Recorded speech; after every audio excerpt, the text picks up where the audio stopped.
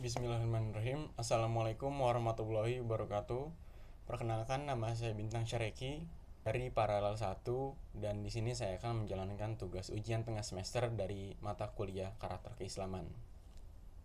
Pertama-tama saya akan menjelaskan tentang apa itu najis dan macam-macam najis yang sudah terbagi menjadi 3. Najis dalam Islam itu dibagi menjadi 3, yaitu ada najis ringan, najis yang sedang, dan najis yang berat. Yang pertama itu ada najis yang ringan, yaitu najis mukhafafah, yang berbentuk seperti kurang lebih seperti cairan. Untuk najis mukhafafah ini kebanyakan seperti cairan, dan salah satunya itu air kencing bayi yang berumur 2 tahun dan berkelamin laki-laki dan hanya meminum air susu ibunya saja dan tidak mengonsumsi semacam makanan atau minuman lainnya. Dan juga khomer juga salah satu dari najis ringan ini. Cara membersihkan najis yang ringan ini bisa dengan melalui percikan air, dengan cara dipercikan kepada tempat yang terkena najis tersebut, ataupun maupun di bagian tubuh manapun yang terkena najis tersebut harus dipercikan oleh air. Dan bisa juga dengan berwudu, tetapi sebelum berwudu harus dipercikan dengan air, dan setelah itu baru berwudu. Dan juga sangat dibolehkan untuk mandi. Lalu juga setelah mandi dan dipercikan itu, jangan sampai kita menggunakan pakaian lagi yang terkena najis tersebut. Dianjurkan baiknya kita harus mengganti pakaian kita yang terkena najis tersebut agar kita sepenuhnya terhindar dari najis dan sudah dalam keadaan suci. Dan untuk najis yang kedua yaitu najis yang sedang ataupun dengan nama lain najis mutawasitah. Najis mutawasitah ini ada yang terlihat dan ada yang tidak terlihat. Semisal yang terlihat itu seperti terkena kotoran ataupun terkena hal yang sangat tampak secara fisik di tubuh atau anggota tubuh lainnya, dan ada juga yang tidak tidak ada wujudnya, tidak terlihat dan tidak bau. Yang bau itu terlihat dan bau itu namanya najis mutawasitah, yang jenisnya adalah najis ainiyah dan ada najis hukmiyah. Najis ainiyah yang tadi saya sudah bilang itu yang terlihat dan berbau, sedangkan yang hukmiyah itu tidak terlihat dan tidak berbau. Dan biasanya untuk najis mutawasitah ini seperti dari kotoran. Misalkan kotoran maupun dari hewan maupun dari manusia, jika mengenai anggota tubuh itu najis mutawasitah, yaitu najis sedang. Dan cara membersihkannya itu kurang lebih sama dengan najis yang sebelumnya, najis ringan, dengan dibersihkan secara mandi, wudhu, ataupun dibasuh. Boleh dibasuh dengan air dan setelah itu dibasuh dengan sabun. Itu untuk najis mutawasitah atau najis sedang. Untuk najis yang ketiga ini ada najis berat, yaitu najis mughaladah. Najis ini disebabkan oleh air liur anjing, daging babi dan juga darah. Air liur anjing yang mengenai anggota tubuh itu berbentuk najis, dan jika ada babi yang tersentuh dengan kita itu termasuk najis berat, dan juga ada darah yang terkena maupun sengaja pun tidak sengaja itu termasuk najis yang berat. Dimaksudkan dengan darah itu maksudnya darah dari hewan lain yang banyak terkena tubuh kita ataupun anggota badan kita. Tapi jika hanya darah seperti semisalkan darah nyamuk, itu tidak termasuk dalam najis yang berat. Itu bisa dihilangkan dengan cara dibasuh atau diusap dengan tangan ataupun dengan hal lainnya, ataupun dibasuh dengan air pun tidak apa-apa. Dan setelah itu memang jika kurang yakin diperbolehkan untuk berwudu. Agak rumit untuk mensucikan diri karena kita harus membasuh anggota tubuh kita yang terkena najis dengan air dan tanah sebanyak 7 kali.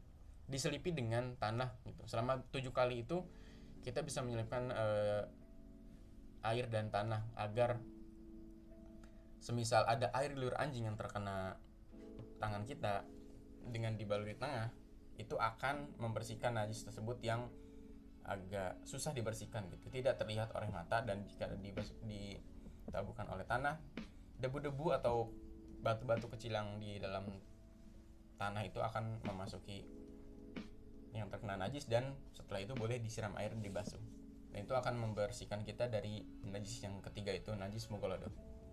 Selanjutnya saya akan menjelaskan ada beberapa air yang diperbolehkan dalam untuk bersuci ataupun toharoh. Ada 7 air yang boleh digunakan untuk bersuci. Jadi tidak sembarang air untuk digunakan oleh kita untuk bersuci saat terkena najis tersebut. Ada air hujan, ada air laut, air sungai, air sumur, mata air, air salju, dan air embun. Yang tadi dimaksud dengan air sumur itu air yang berada di sumur dalam. Air hujan itu air yang turun dari langit dan boleh kita gunakan untuk bersuci. Air laut, air yang ada di laut yang jauh dari jauh, bukan air yang seperti ada di pantai, karena air di pantai ditakutkan tidak bersih gitu, karena ada manusia-manusia ataupun orang-orang yang berkeliaran berenang di air laut yang di daerah pantai. Jadi lebih baik air laut yang tidak ada orang di sekitarnya, tidak digunakan untuk mandi dengan orang lain. Dan air salju itu air yang dari salju yang sudah mencair, karena kan salju itu tadinya berbentuk cairan air yang membeku dan mengkristal dan menjadi salju. Kita boleh menggunakan air salju untuk bersuci dengan cara dibiarkan untuk mencair ataupun dipanaskan agar menjadi air yang bisa digunakan untuk bersuci. Air embun diperbolehkan untuk bersuci, tapi di najis-najis tertentu saja. Tidak semua najis bisa dibersihkan dengan air embun, karena air embun itu tidak mengalir dan tidak banyak. Selanjutnya saya akan menjelaskan hadas besar dan hadas kecil dan cara mensucikannya ataupun cara membersihkannya dari hadas besar dan hadas kecil. Pertama-tama hadas dibagi menjadi 2, yaitu ada hadas besar dan hadas kecil. Hadas kecil itu terdiri dari buang air besar ataupun buang air kecil ataupun buang angin. Nah, untuk hadas kecil ini cara mensucikannya atau membersihkannya itu cukup mudah, bisa dengan berwudu ataupun dengan tayamum. Dan tetapi jika di saat buang air besar ataupun buang air kecil terkena pakaian atau terkena semacam yang dikenakan di tubuh, itu harus diganti dan tidak boleh menggunakan pakaian yang sama. Jadi lebih baik diganti jika terkena, dan setelah itu bersuci semacam berwudu dan tayamum, dan setelah itu kita sudah terhindar dari hadas kecil tersebut. Dan untuk hadas besar ada beberapa jenisnya. Untuk perempuan itu adalah darah haid, nifas, ataupun darah yang keluar setelah melahirkan. Dan untuk laki-laki itu ada mimpi basah dan keluarnya air mani.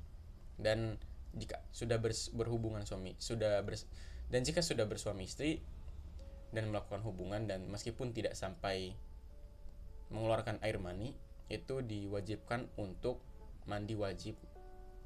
Jadi untuk hadas besar ini bisa dibersihkan atau bisa mensucikan diri kembali dengan cara mandi besar. Sama dengan hadas kecil, pakaian yang terkena dari darah haid ataupun darah nifas ataupun air mani harus segera diganti dan tidak boleh menggunakan pakaian yang sama. Baik, selanjutnya saya akan menjelaskan apa itu wudu dan tata caranya melalui video yang akan saya tampilkan. Sebelumnya, wudu itu merupakan gerakan yang dilakukan sebelum sholat ataupun untuk mensucikan diri dari hadas kecil dan najis yang terhitung sedang dan kecil. Wudu itu merupakan salah satu syarat sah sholat. Jika kita tidak melakukan wudu sebelum sholat, maka sholat kita terhitung tidak sah. Untuk rukun wudu yang pertama itu adalah membaca niat. Adapun ada beberapa hadis atau dalil yang mengatakan membaca niat dalam wudu itu tidak harus, tapi jika ingin dibaca pun tidak apa-apa. Ada niatnya, yaitu yang berbunyikan nawaitul wudu'a lirofil hadasil asgori fardo lillahi ta'ala, atau dengan Latin, aku berniat wudu untuk menghilangkan hadas kecil karena Allah lillahi ta'ala. Selanjutnya saya akan menjelaskan rukun wudu yang bisa dilakukan melalui video yang sudah saya tampilkan ini. Yang pertama itu kita mencuci tangan dulu sebelum berwudu dan berkumur-kumur sebanyak 3 kali dan memasukkan air ke dalam hidung dan mengeluarkannya sebanyak 3 kali, atau dengan kata lain istinsyak. Dan setelah berkumur-kumur, kita membasuh wajah sebanyak 3 kali. Ini merupakan salah satu rukun wudhu. Lalu setelah itu membasuh kedua lengan sampai siku sebanyak 3 kali. Lalu setelah membasuh lengan 3 kali sampai siku, selanjutnya kita membasuh kepala. Ini merupakan salah satu rukun wudhu, yaitu dengan membasuh seluruh kepala sampai rambut yang di belakang dan langsung ke kuping. Dan setelah dari kuping itu, kita langsung membasuh kaki sampai dengan mata kaki sebanyak 3 kali. Setelah berwudu, kita bisa membaca doa setelah wudu yang berbunyi Asyhadu alla ilaha illallah wahdahu la syarikalah wa asyhadu anna Muhammadan abduhu wa rasul. Allahumma ja'alni minat tawwabina wa ja'alni minal mutatahhirina. Itu merupakan rukun-rukun yang bisa dilakukan dalam wudu dan gerakan-gerakan yang dilakukan dalam wudu. Selanjutnya saya akan melakukan praktik sholat subuh dan menjelaskan apa saja yang harus dilakukan sholat subuh dan rukun, syarat dan sunahnya dalam menjalankan sholat subuh. Jadi sebelum melakukan sholat apapun, maupun sholat zuhur, asar, maghrib, isya, dan sholat subuh ini, dan membaca niat ini boleh dilafazkan ataupun tidak dilafazkan pun tidak apa-apa. Jadi tidak membatalkan sholat. Dan setelah membaca niat, kita berlanjut dalam posisi berserkap, yaitu dengan diawali dengan takbir lagi, dengan mengangkat kedua tangan setinggi pundak ataupun setinggi kuping, dan sambil mengucap Allahu Akbar. Dan sambil mengucap Allahu Akbar, saat posisi berserkap ini tangan kanan berada di atas tangan kiri, dan di saat berserkap ini kedua tangan berada di atas dada. Setelah posisi seperti ini, kita harus membaca doa iftitah yang ada 2 jenis, yang diawali dengan Allahu Akbar kabiro dan juga ada yang diawali dengan Allahumma bait baini. Setelah membaca doa iftitah, kita membaca Al-Fatihah dan surat pendek. Untuk surat Al-Fatihah ini disunahkan untuk membaca Auzubillahi minasyaitonirrajim atau ta'awuz, dan juga saat membaca bismillah di surat pendek maupun di bacaan Al-Fatihah boleh dikeraskan dan boleh tidak dikeraskan, tidak melanggar sholat dan tidak membatalkan sholat.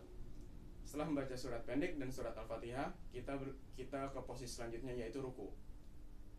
Dengan posisi takbir yang seperti di awal, kita langsung menuju ruku, Allahu Akbar. Di saat posisi ruku seperti ini, posisi tubuh itu harus lurus dan menghadap ke tempat sujud. Dan yang harus dibacakan saat ruku ini yaitu Subhana Rabbil Azimi sebanyak 3 kali. Dan jika setelah ruku kita bangun dari ruku, melakukan takbir, membaca Sami Allahu liman hamidah. Dan setelah itu, selanjutnya itu saat seperti ini, i'tidal, kita membaca Robbana walakal hamdu hanya 1 kali ke posisi ruku. Dan membaca Subhana Rabbiyal A'la wa bihamdi sebanyak 3 kali, seperti halnya seperti ruku tadi.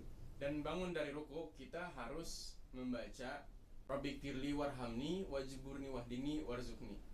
Duduk di antara 2 sujud, ada beberapa versi dalam pembacaannya, tapi saya menggunakan yang tadi. Sholat subuh hanya terdiri dari 2 rakaat, jadi setelah bangun dari sujud yang pertama dan sujud kembali di sujud yang kedua dan bangun dari sujud dalam posisi duduk di antara 2 sujud, itu sudah sampai di rakaat terakhir. Dan saat di rakaat terakhir, doa yang dibaca itu At-tahiyatul barakatus sholawatut thayyibatulillah assalamualaikum ayuhan nabiyyu assalamualaikum wa ala ibadillahi sholihin asyhadu an la ilaha illallah wa asyhadu anna muhammadan rasulullah Allahumma sholli ala Muhammad wa ala ali Muhammad kama sholaita ala Ibrahim wa ala ali Ibrahim innaka Hamidum Majid wa barik ala Muhammad kama barakta ala Ibrahim wa ala ali Ibrahim innaka Hamidum Majid. Dan disunahkan untuk membaca doa agar terhindar dari fitnah dajjal yang berbunyi Allahumma inni a'udzubika wa min azabi jahannam wa min azabil qabri wa min fitnatil mahya wal mamati min syarril fitnatil masihid dajjal. Itu disunahkan untuk membaca doa itu setelah baca doa tahiyat. Dan saat posisi seperti ini, tunjuk harus diarahkan kepada tempat sujud dan tatapan tetap kepada tempat sujud. Dan setelah membaca surat dan setelah membaca at-tahiyatul dan membaca doa sebelum salam. Kita melakukan salam yaitu dengan mengucap assalamualaikum warahmatullah untuk ke kanan, dan untuk ke kiri assalamualaikum warahmatullah. Dengan menengokkan kepala ke kanan dan mengucap assalamualaikum warahmatullah, dan menengok ke kiri dengan mengucap yang sama assalamualaikum warahmatullah. Itu merupakan hal-hal yang dilakukan dalam sholat subuh. Ada juga beberapa sunnah lainnya yang tidak bisa disebutkan, tapi semua hal yang sunnah itu bukan berarti jika tidak dilakukan sholatnya tidak sah. Tetap sah, tapi hal sunnah itu untuk menambah pahala saja. Sekian dari video yang saya tampilkan. Mohon maaf bila ada kesalahan. Jika ada kesalahan mohon dibenarkan. Dan mungkin ini sebagai penutup dari video ujian tengah semester mata kuliah karakter keislaman semester 2 dengan dosen Pak Rizal Pahlevi. Sekian, nun wal qalami wa maisturun. Wassalamualaikum warahmatullahi wabarakatuh.